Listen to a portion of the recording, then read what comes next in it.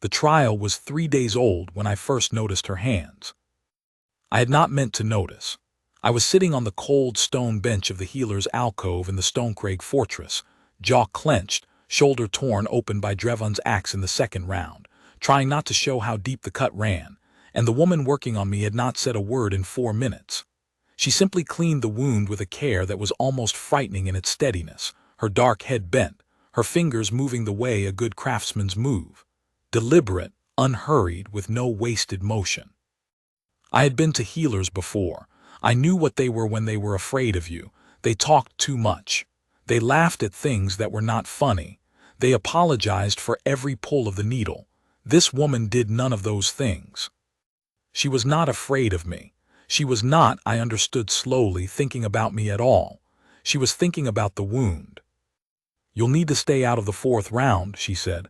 Not a suggestion, a statement. "I won't." She looked up then.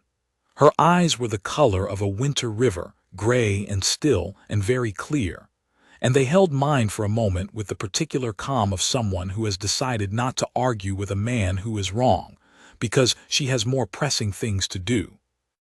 "Then you'll tear it open in the first exchange," she said, "and I'll be stitching you from collarbone to ribs, and you'll lose the 5th round instead of the 4th, which is a worse place to lose." I said nothing. She went back to the wound. "Lie still." I lay still. Her name was Saren. I learned it later, not from her, because she did not introduce herself, and not from any of my men, because none of them had thought to tell me. I learned it from Wulfric, my second, who mentioned it in passing the way you mention a landmark everyone already knows. The healer Saren, I mean, she's been working since before dawn. As if I would know who that was. As if everyone knew who that was. I found that I did. The trial of 6 was a thing my grandfather's grandfather would have called holy. I called it necessary. Every generation, when the old High King died without a named heir, or when his line fell, or when the packs grew too large and too fractious for any single lord to hold without a challenge, the 6 great packs of the Stonecraig range sent their alpha kings to the mountain fortress. They sent their warriors, their seconds, their healers. They sent their pride, which was the most dangerous thing of all, and they conducted the trial. The trial was not a tournament. There was no spectacle to it, no crowd, no banners. There were 6 alphas. There was a series of contests, strength, endurance, cunning, the old forms that had decided dominance for 1,000 years before any of our ancestors built walls. There were eliminations. The last alpha standing was named High King for the generation. He held the alliance. He answered the disputes.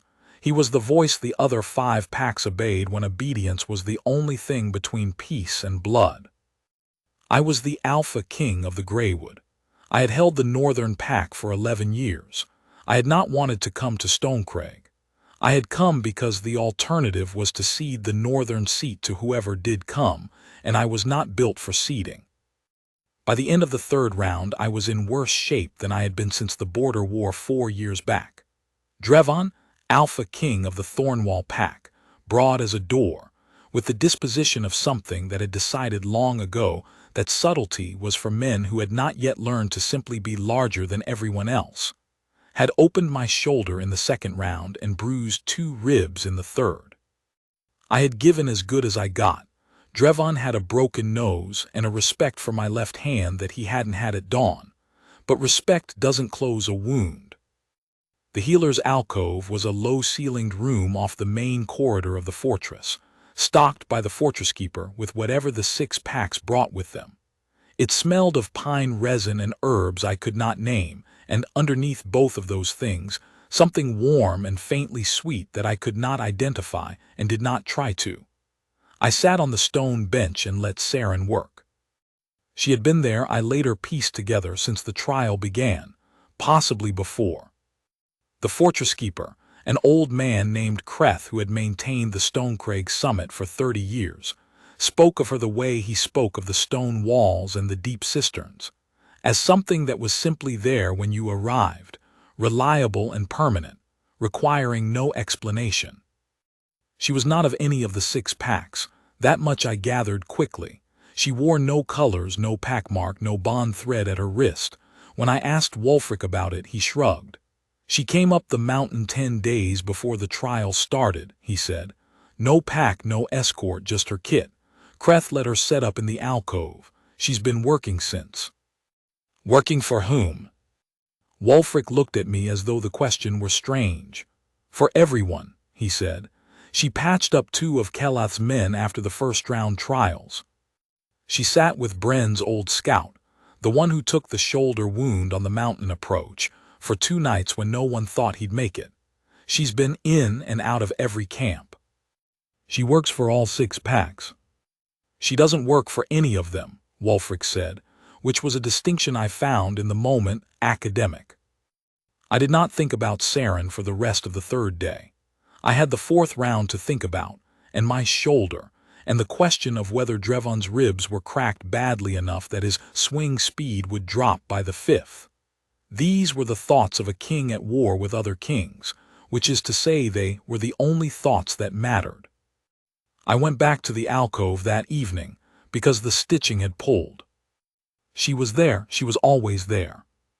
I would learn, over the following days, that she slept in a narrow cot behind the curtain at the back of the alcove, and that she slept on it in pieces, 2 hours at a stretch, sometimes 3, because there was always someone who needed tending before she could rest fully. I did not know this yet. I only knew that the lamp was lit when I pushed open the door, and she was seated at her work table wrapping a new length of clean linen around the burned hand of one of Kelath's younger warriors. She looked up when I entered. She did not look surprised. She returned her attention to Kelath's man and finished the wrapping with the same unhurried certainty she applied to everything. Sit, she said to me, when Kelath's warrior had been sent off with quiet instructions about keeping it dry. I sat. You fought in the 4th round, she said. She was already unwrapping the dressing on my shoulder, her fingers careful at the edges. I said I would. You said you would, I said you'd tear it. She examined the wound. You tore it. Not badly. No, she agreed. Not badly, you're lucky you're strong. She said it the way you say the road is muddy, as simple fact, no admiration in it, no particular interest. I was strong the way the road was muddy. It was simply a condition she had to work with. Something in me found that unexpectedly steadying. She restitched it in silence. It was not a comfortable silence. The needle did what the needle does, but it was a clean silence without performance. When she finished, she covered it again with a dressing that smelled of the same pine-end warmth I had noticed the first time. What is that? I said. The smell. She tied the bandage. Pine resin, yarrow, a little rendered fat from the mountain hares Kreth keeps. She paused, and dried heather. The heather doesn't do anything medical, I just like the way it smells. I looked at her.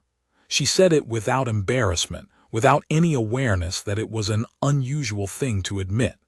She had added dried heather to her medicinal ointment because she liked the way it smelled, and she saw no reason to pretend otherwise. Does it bother you? She said. I can make a version without it. No, I said, it doesn't bother me. She nodded and began putting her tools away.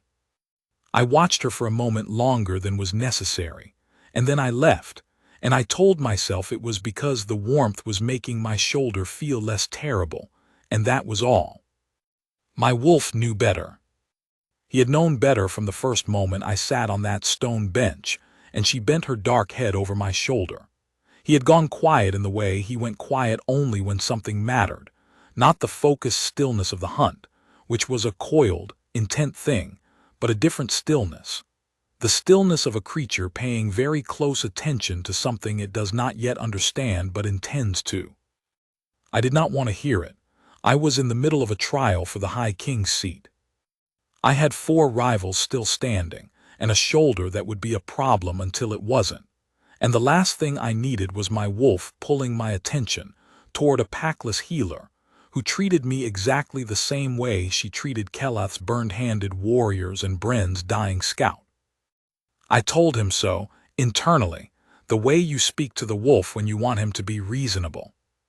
He was unimpressed. He had noticed, for instance, the moment on the second morning when I passed the alcove and heard Saren's voice through the door, low, unhurried, reading aloud from something.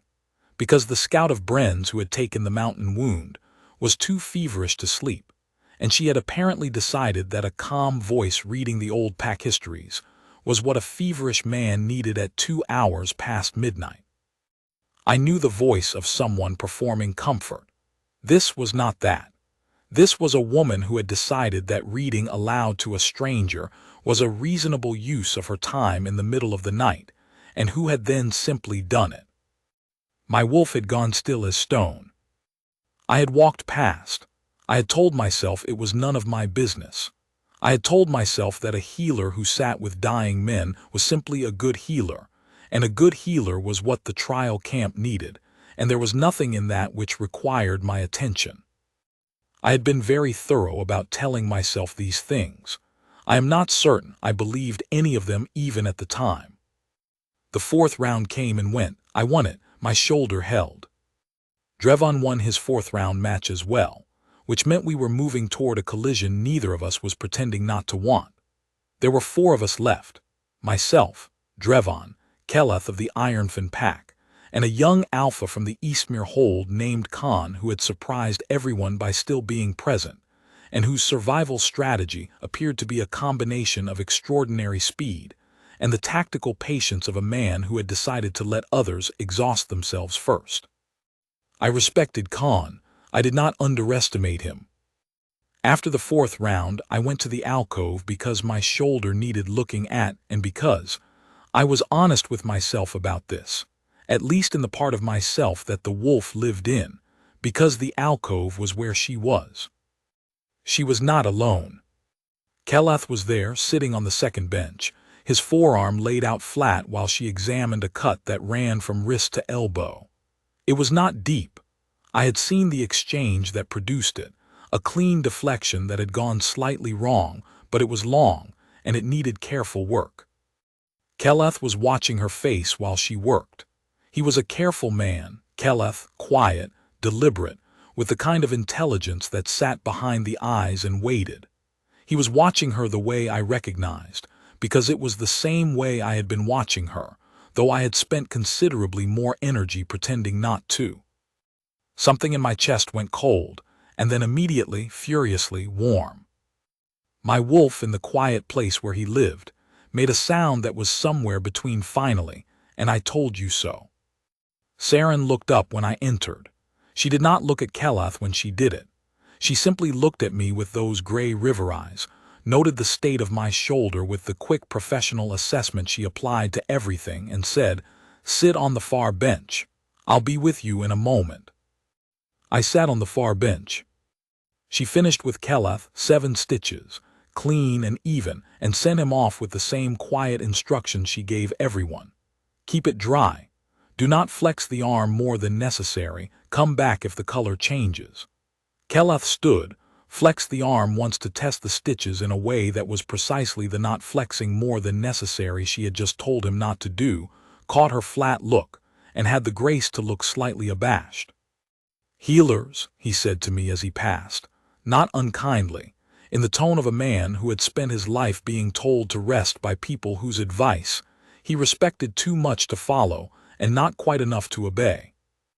"Alphas," she said behind him, in exactly the same tone. Keleth laughed. So did I before I could decide not to. She crossed to my bench and began unwrapping my shoulder with her usual careful efficiency.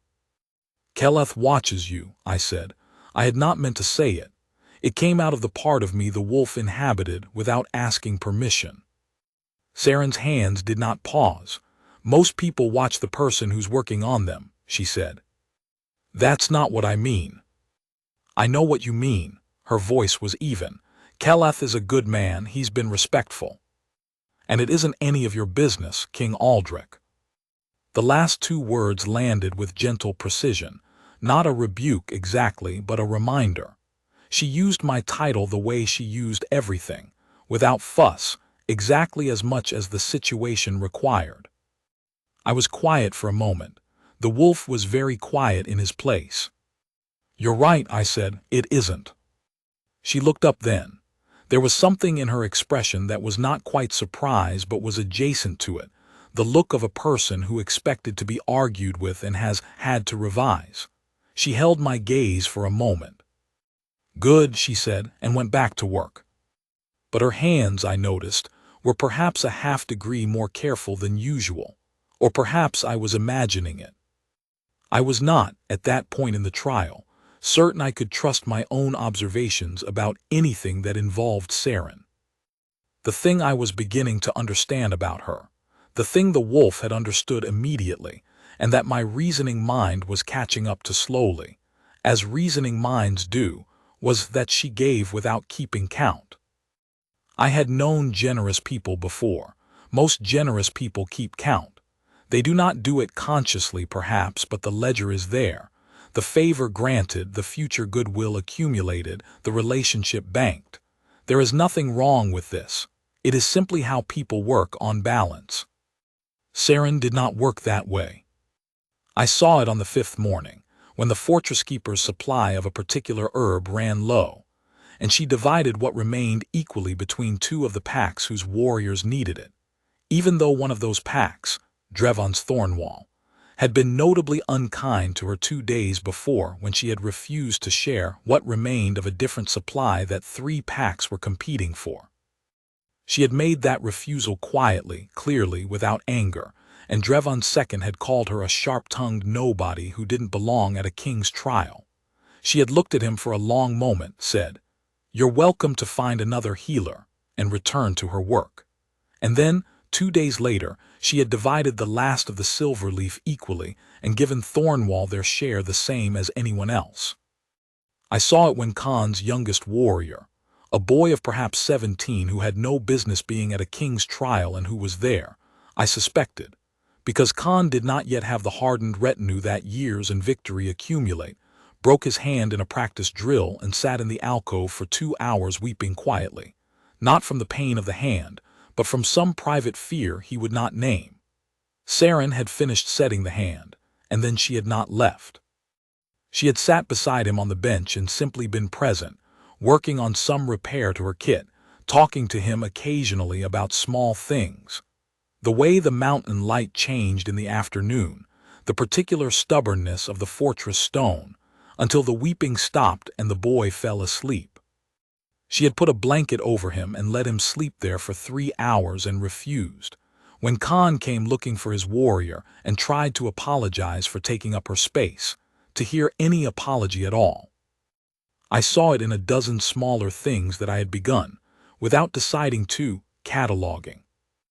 And the thing that struck me, the thing the wolf had always known and that I was only now beginning to name, was that she did these things for everyone, every pack, every warrior, without distinction, without preference, without the invisible scorekeeping that governs most human kindness.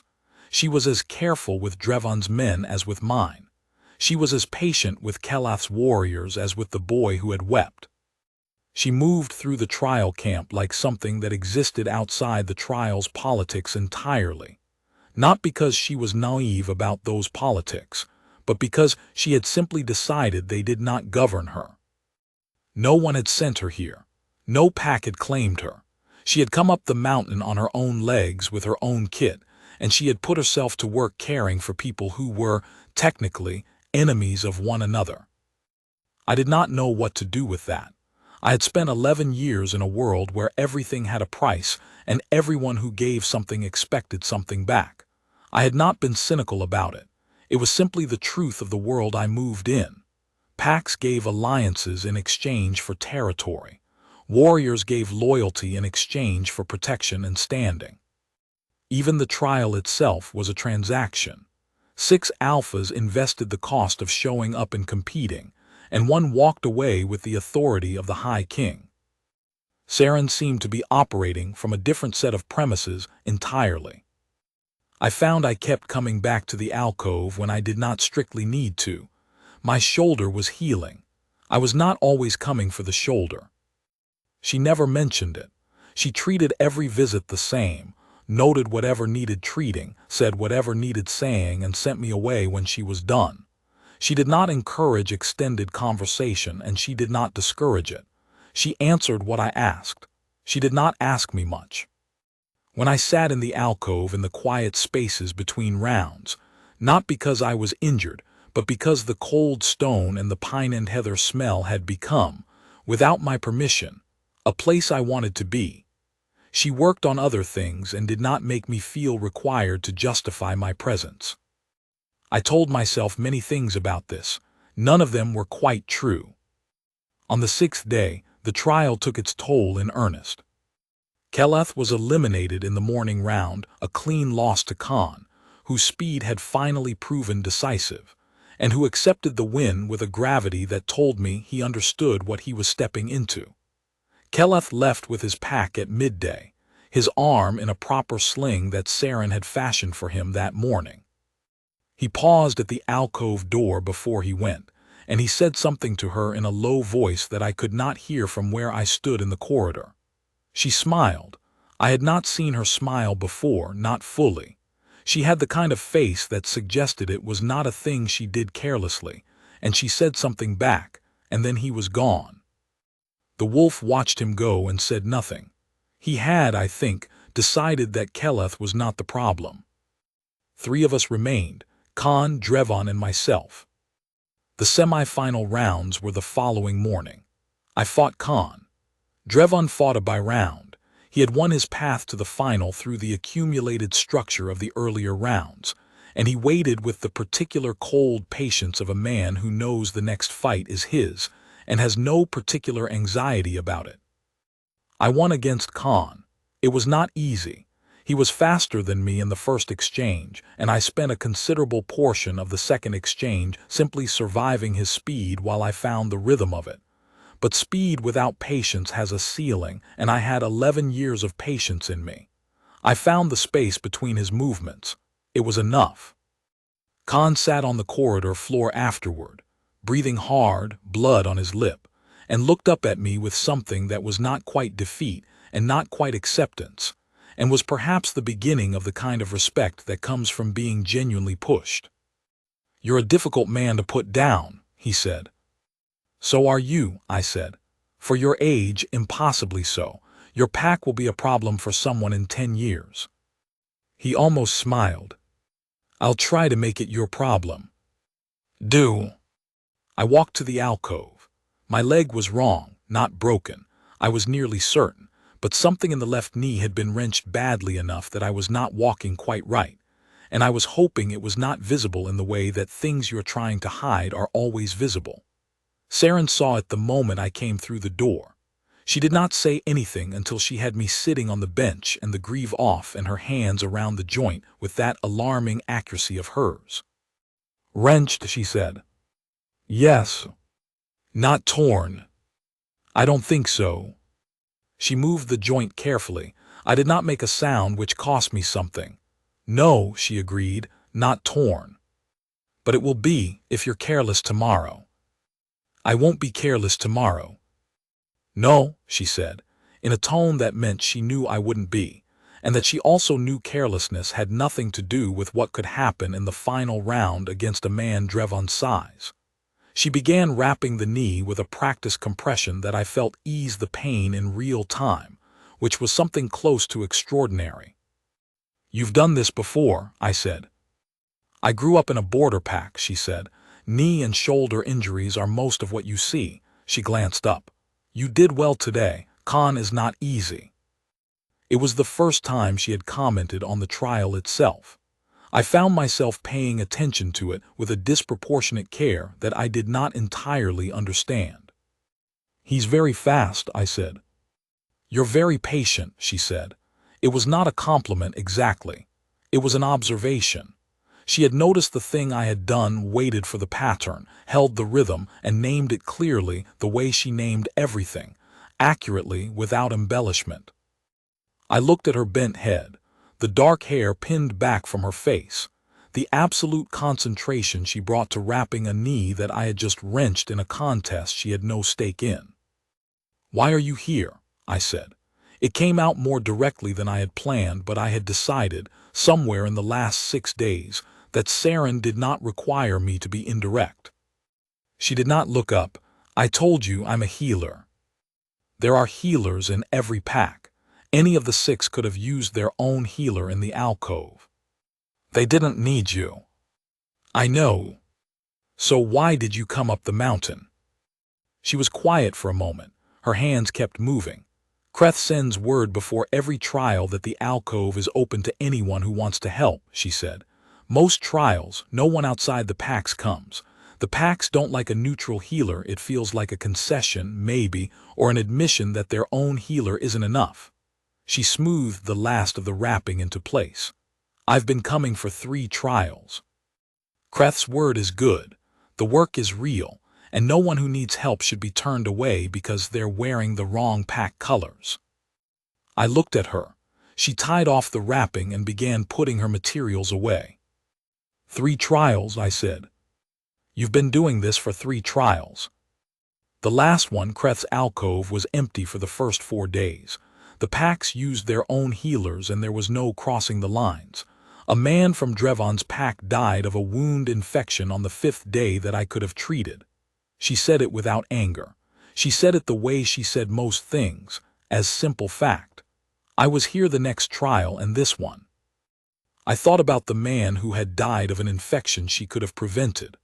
I thought about her, 17 days before the trial began, climbing a mountain alone with her kid on her back, to make sure that did not happen again. You never asked any of the packs to bring you, I said. They wouldn't have, she said.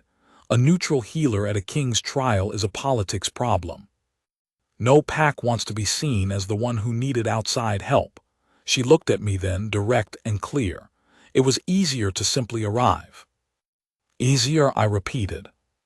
The work needed doing, she said, and that was all. The night before the final round, I could not sleep. This was not unusual before a major fight. My mind had always sharpened rather than quieted in the hours before something important, running the variables, the possible exchanges, the terrain. I knew Drevon's fighting style as well as I knew my own by now. I had watched him in every round, catalogued his preferences, the way he favored his right, the moment in the 3rd movement of a long exchange when his patience cracked and he swung wide. I knew where the openings were. I had a plan. The plan was not what was keeping me awake. I got up in the hour before dawn and walked the corridor, which was what I did when sleeping was not a possibility and lying still felt like a waste of the time I could spend being alert. The fortress was quiet. The other camps had their watches set, but the watches were sleepy. The trial had extracted a great deal from everyone, and the final round was not until mid-morning. I passed the alcove door. A line of light showed at the bottom. I hesitated for a moment that I did not examine too closely, and then I pushed the door open. She was at her table. She had the lamp low and was working on something small with her needle, a repair to a piece of kit, I thought at first, but when I looked more carefully I saw it was not kit at all. It was a small length of cloth, dark blue, and she was working a pattern into it in close, careful stitches. Not pack colors, something else. She looked up. She did not seem surprised to see me. Can't sleep, I said, not a question. I was waiting until I was tired enough, she said, which was not quite an answer but was somehow complete. Sit, if you like. I sat. She went back to the stitching. The lamp made a small, warm circle. Outside, the mountain was cold and dark, and the wind moved against the stone with a sound that was almost like breathing. What is that? I said. The cloth. She held it up briefly. The pattern was a branch, or something like one, curved and fine. Something for myself, she said. I don't often have time for it. I thought about the nights she had spent sitting with Bren's scout, the hours she had given Khan's weeping young warrior, the steady, unbroken work of the last 10 days. When do you sleep? I said. When there's room for it, she said, and went back to the stitching. I watched her for a while. The wolf was very still in his deep place. Tomorrow, when the trial is done, I said, what will you do? She considered it. Go back down the mountain, she said.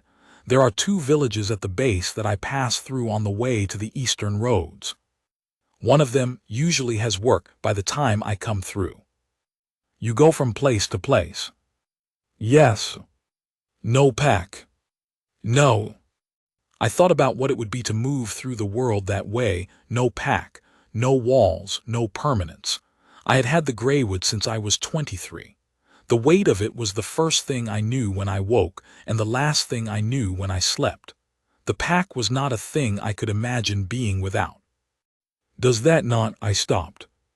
She looked up. Does it not what? I did not know how to finish the question in a way that was not presumptuous. What I wanted to ask was, does it not feel like too much of nothing? What I asked was, does it not feel precarious? Sometimes, she said. But I've never needed much that I couldn't carry. She was quiet for a moment, the needle moving. Packs are good for people who need them. I tend to be more useful outside of them. She glanced up. What made you want the Greywood? It was the first personal question she had asked me. I found myself wanting to answer it carefully. I didn't want it at first, I said. My father held it. I expected to serve under him for another decade at least. He died suddenly, a hunt gone wrong when I was 23 and the pack needed an alpha and I was the one standing there. I paused. But then I had it and I understood it. The weight of people depending on you isn't pleasant exactly, but it's real. It's something you can do something about. I find I prefer problems I can do something about.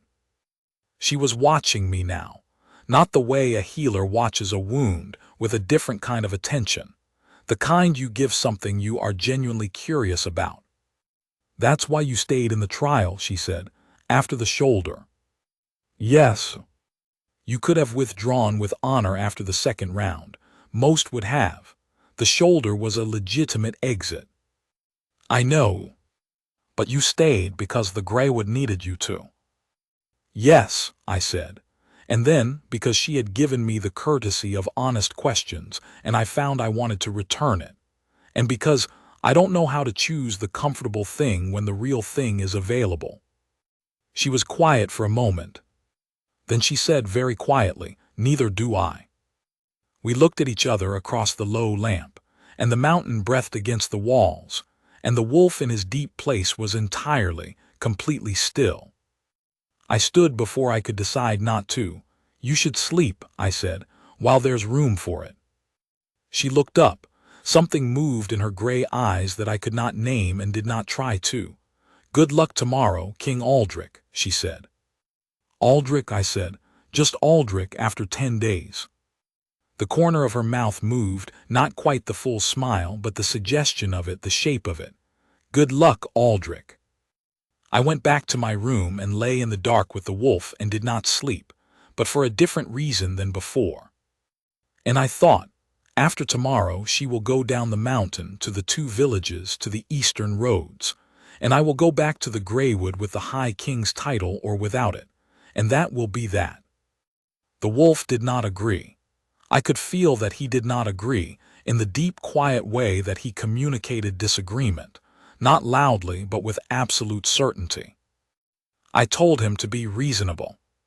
He pointed out, not unkindly, that I had said this before and had been wrong before. I did not argue with him further. The final round was mid-morning, in the fortress yard. Drevon was waiting when I came out. He had slept well. You could see it in the way he stood, settled, grounded, comfortable in the cold air. His nose had healed enough to breathe through properly, which I had known it would. Drevon was a man who healed fast and held grudges faster. The 5 eliminated alphas and their retinues stood at the edges of the yard. Kelath's pack, who had returned for the final, Bren, Khan, and the other 2 whose names I had spent the trial learning well enough to fight them and was now beginning to let recede. Kreth stood at the center, which was where he stood at the beginning and end of every round, the fortress's servant, the trial's neutral witness. And at the far edge in the doorway of the healer's alcove, Saren stood watching. I did not look at her for long, but I saw her, still and calm in her own doorway, her dark hair pinned back, her hands quiet at her sides. She was not watching me in particular. She was watching the yard the way she watched everything, with her full attention, without showing it. I went to work. The fight with Drevon was the hardest thing I had done in 11 years of being an Alpha King. He was larger than me, stronger in pure terms, and he had the enormous advantage of having rested well while I had not. But I had the shoulder wound that had forced me to adjust every exchange since the second round, which meant I had spent 6 days learning to fight without my best tool, which had made the other tools sharper. I had conned speed in my muscles from the day before, the adaptation that a body makes when it has been pushed to keep up with something faster than itself. And I had, though I would not have admitted this under questioning, something else. A steadiness I had not expected. The quiet of the night before, and the low lamp, and the woman stitching a branch in dark blue thread. Neither do I the particular way she had said it, as if we had recognized something in each other, as if we were the same kind of animal, the kind that chose the real thing over the comfortable thing, even when the real thing was harder. The fight went 4 exchanges. The 4th exchange was decisive. I found the space in his third movement, the one I had catalogued over 6 days of watching, and I put it to use. Drevon went down. He was not unconscious, just unable to continue, which was the trial's standard. He lay on his back in the frost-touched yard and looked up at the sky for a long moment. Then he turned his head and looked at me. "Good fight," he said. He said it with great reluctance, like a man paying a debt he had hoped not to owe. "Good fight," I said. Kreth came forward. The trial's formalities were brief, a brief declaration, a brief acknowledgement from the assembled alphas, a thing said in the old tongue that my grandfather had made me learn when I was a boy and that I had always been glad of, because there is no substitute for the real words in the real moments. The High King's seal was placed in my hand. It was a simple thing, a disc of old iron, worn smooth, older than any pack in the range. The assembled alphas and their warriors bowed. Not deeply, not in submission, these were kings, and they did not bow in submission to anyone, but in the particular acknowledgement of the trial. We were here, we competed, this is who remained standing, we honor the result. I stood in the center of the frost-covered yard with the iron disc in my hand and the High King's title settling onto me like the weight of a second pack, and I thought, this is what I came here for, and it is good, and it will matter, and I am glad of it. And then I heard Drevon's voice behind me, and all of that was very briefly beside the point. Drevon had gotten to his feet. He was brushing frost from his clothes, his jaw set with the particular tightness of a man swallowing something he did not want to swallow. 2 of his men were beside him. He looked around the yard, and his gaze settled on the alcove doorway where Saren still stood. "The healer," he said it to the yard, not to anyone particular, which was its own kind of announcement. "My pack brought a tribute worth of supplies up the mountain for the trial. We didn't use half of them because your healer," the slight on the word was precise, just slight enough to be deniable, decided to manage distribution herself. He turned to look at the assembled alphas. "I want compensation." The yard was quiet, not the silence of agreement, the silence of people waiting to see where this went. "The supplies were shared equitably," Kreth said, from his position at the center. "She distributed them fairly across all 6 camps." "I didn't ask for fairness," Drevon said. "I asked for compensation." He looked at Saren. "She has no pack, no name to answer to, and she used my supplies for Keleth's men and Khan's men and Bren's men without my leave. She owes me, and since she has nothing to pay with, I'll take her service instead." He said it flatly, as though he were describing a simple ledger entry. "She'll come with my pack to Thornwall and serve as our healer. 6 months. That covers the debt." The word take landed in me somewhere below thought, in the place where the wolf lived. Saren was very still in her doorway. Drevon was not wrong, technically. The law of the pack said a packless person who used a pack's resources without leave incurred a debt. The law was old and mostly applied to thieves, and to people trying to cross territory uninvited. No one had written it to apply to healers who distributed medicine equitably at a king's trial. But no one had written it to not apply either. The assembled alphas were looking at the Yard, at Drevon, at Saren, at the new High King to see what he would do. This was the first decision. They would all remember it. I walked across the Yard, not quickly, not the run of a man who has panicked, but directly, with the deliberate pace of a man who knows where he is going and does not need to hurry because the destination is not in doubt. I stopped between Drevon and the alcove doorway. I did not put my hand on my weapon. I did not raise my voice. "No," I said. Drevon looked at me. His jaw was still set. He had, I could see, been expecting this, or something like it, and had already prepared his position. The law of the packs. The law of the packs, I said, was written for thieves. I kept my voice level. The iron disc was still in my hand. I was aware of it. Saren did not take your supplies. She distributed them according to need across 6 camp populations. You will name a warrior from your pack who did not benefit from the distribution. The Yard waited. Drevon could not name one. Everyone knew it, including Drevon. She had no authority. She had my authority, I said. I let that settle for a moment. I had not cleared this with Saren. I had not cleared it with anyone. I was the High King for perhaps 30 minutes, and I was using that title for the first time in this Yard for this. I had no particular doubt that this was correct. She came up this mountain to prevent deaths. She prevented deaths. On the 6th day, one of Bren's pack came through the worst of a fever wound because she sat with him for 2 nights. On the 4th day, Keleth's warrior kept his hand because she stitched it within the hour rather than waiting for the pack healer who was occupied with the 4th round. On the 3rd day, my own shoulder healed cleanly enough to fight on because she is better at her work than anyone I have seen. I looked around the Yard. She has given everything she had to every man on this mountain, all 6 packs. Without preference, without keeping count. She asked for nothing. She gave everything. And now you want to take 6 months of her life in compensation. The word take was the right one. I said it deliberately. Drevon's jaw worked. The law. I am the High King, I said, and I am telling you what the law means here today on this mountain with these witnesses. The Yard was very quiet. I turned from Drevon and looked at Saren.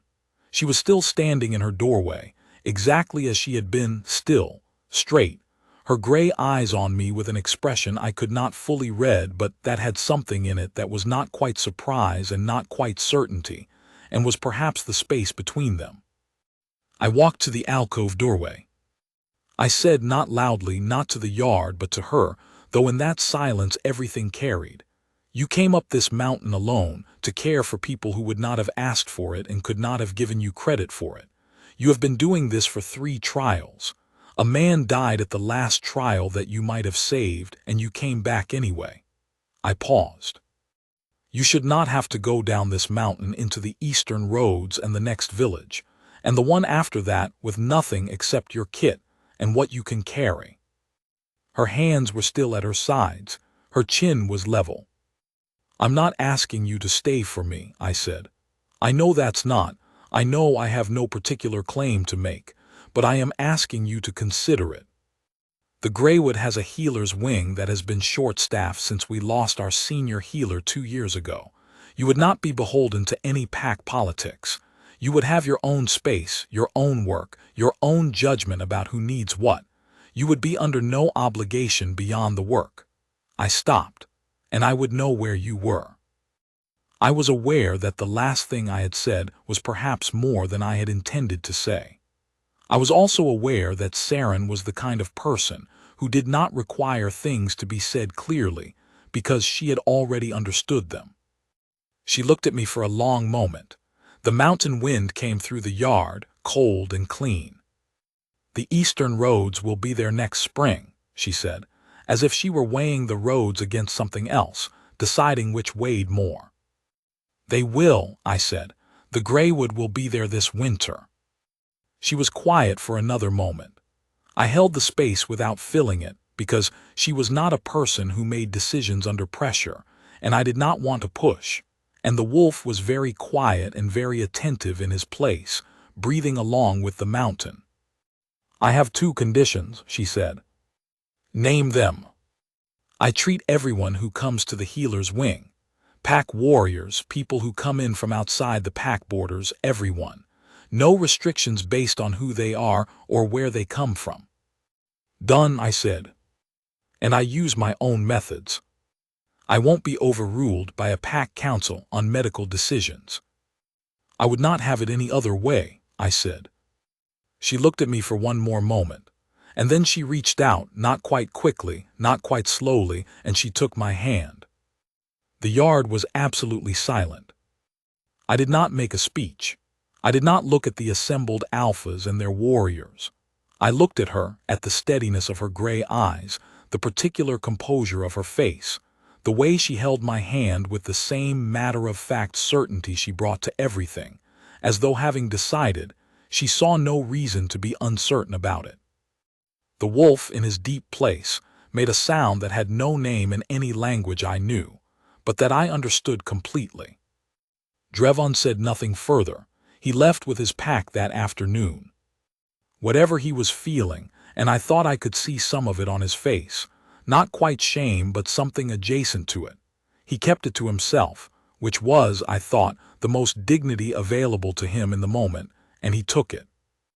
Khan paused on his way out to say goodbye to Saren.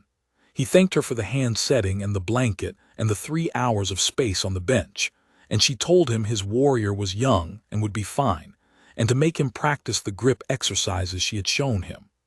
Khan looked at me over her head with an expression that was wry and knowing and perhaps a little rueful, and then he laughed quietly to himself and led his pack down the mountain. Keleth had already gone. Bren shook my hand and offered the usual courtesies of the defeated to the victor. He was a pragmatic man, Bren, and he had already accepted the result with a grace that I respected. Kreth helped us restock Saren's kit for the descent, without being asked, appearing with supplies from what I suspected were personal stores he had been maintaining for emergencies. He did not say anything much. He simply appeared with the supplies, and then appeared with tea, which was a different kind of thing entirely, and Saren thanked him with a warmth that told me she had been receiving this kind of unannounced care from Kreth for 3 trials, and that it mattered to her. I spent the afternoon with the formalities of the High King's Assumption, the witness documents, the declarations, the brief messages to all 6 packs that had to go down the mountain before we did. Wulfric handled most of it, because Wulfric was better at the writing of formal documents than I was, and he knew it and I knew it, and we had reached the comfortable arrangement of pretending this was not true in public while leaning on it heavily in private. In the late afternoon, I went to the alcove. Saren was packing her kit with the same deliberate efficiency she applied to everything. "Your conditions," I said from the doorway. "Were those really your conditions, or were they something else?" She glanced up. "What do you mean?" "You could have asked for anything. Wages, territory, formal standing within the pack. Those were the things you needed." She was quiet for a moment, folding something with care. "The conditions were the things I couldn't compromise on," she said. "The other things," she paused, "I was fairly sure you were the kind of man who would think of them without being asked." I looked at her for a moment. "Was I right?" she said. She said it with a slight lift of tone that was almost amused, which was, I was beginning to understand, the way Saren was amused. Quietly, with precision, barely visible unless you were paying attention. "You were right," I said. She nodded, satisfied, and went back to packing. We went down the mountain the following morning, my pack and Saren with her kit, and the iron disc in my pack that had once been my grandfather's great worry and was now mine. The mountain was cold and clear, the way it is in the late part of the season, with the first suggestion of the harder cold to come in the sharpness of the air. Saren walked without complaint, at a pace that matched the pack's without being asked, and she did not need helping over the difficult sections, though my pack's youngest warrior. The same age as Khan's boy, I thought, and with a similar tendency to attach himself to whatever adult in the vicinity seemed most worth attaching to, walked beside her on the steep parts in a way that was nominally helpful and primarily companionable. I walked at the front with Wulfric, which was where I walked on a descent. Wulfric said nothing about any of it for a considerable time. Wulfric was a man of magnificent restraint when he chose to exercise it. He exercised it on the mountain, and on the first 2 hours of the road at the mountain's base, and then he said, without looking at me, "The Greywood pack is going to want to know how to address her." "As the healer," I said. "The High King's healer," Wulfric said delicately. "Yes. That's a formal position." "I know." He was quiet for another while. "They're going to ask questions," he said. "They can ask whatever they like," I said. "The answers will not be complicated." Wulfric accepted this. He was a man who knew when to proceed and when to wait, and he had decided to proceed and then wait, which was the wisest course available and the one I had expected from him. At the midday rest, I went back along the line of march to where Saren was sitting on a stone with her pack beside her, the heather coming into view now at the lower altitude, the colors of the late season spreading out in the valley below. "The Greywood," I said, sitting beside her. "It's not like this. More trees, less sky." "I like trees," she said. "It's quieter than a trial." "Most things are." "The work will be steadier," I said, "less dramatic." She looked at me with the river-gray eyes and the faintest suggestion of that rare smile. "I don't need dramatic," she said. "I need real." I thought about the night before the final round, the low lamp, the heather thread in dark blue. Neither do I. "The Greywood is real," I said. "I know," she said. "That's why I took your hand." I sat beside her in the late-season warmth for a few minutes, looking at the valley and the trees and the long road that went down and eventually became the Greywood's road. And I was aware, in a way that I had not been aware of very many things in 11 years of being a king, that the thing I had not known I needed most had come up a mountain alone, with her kid on her back, for no better reason than that the work needed doing. The wolf was quiet and warm and certain. I was not certain of very many things in the world. I was certain of this. The Greywood received her in the way that packs receive things that arrive with the alpha's unmistakable endorsement, with the particular combination of curiosity and deference that precedes forming an actual opinion. The healer's wing was opened. The supplies were restocked. The 2 assistants who had been managing without a senior healer were quietly, enormously relieved. Within a week, Saren had set the wing in an order that was different from the previous order but clearly better, in ways that became evident only after she had made them. The pack asked questions as Wulfric had predicted. The answers were, as I had told him, not complicated. The High King's healer. Her name was Saren. She had been at Stonecraig. She had conditions of practice that were her own jurisdiction, and were to be honored accordingly. Some of the pack had been at Stonecraig in the trial retinue. Word of what had happened in the yard spread the way all good stories spread, without any particular engineering, finding its own level, arriving eventually everywhere. By the second week, there was not a wolf in the Greywood who did not know that she had healed everyone on the mountain without preference or favor, and that when Drevon had tried to take 6 months of her life in exchange, the High King had walked across the frost-covered yard with the trial seal still in his hand and put himself between her and the demand. Packs have a very good instinct for what a thing means. The Greywood understood what it meant. They treated her accordingly, with respect, with a particular warmth that was slightly more than professional, with the easy inclusion that a pack extends to someone who belongs there even before the formal words are said. I did not say the formal words until the winter, when the snow had made the road a solid white line between the trees and the pack had settled into its deep winter rhythm of close warmth and long evenings. I said them in the healer's wing, with no audience except the wolf and the pale winter light through the window, and she received them with the same matter-of-fact calm she brought to everything, as though having decided, she saw no reason to be surprised.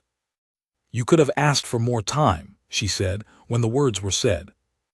"I have been patient," I said, "for long enough." She looked at me, and the suggestion of the smile became the real thing, quiet, precise, entirely her own. "So have I," she said. "That was 8 years ago. The road outside the Greywood is still long. The High King's duties have not diminished.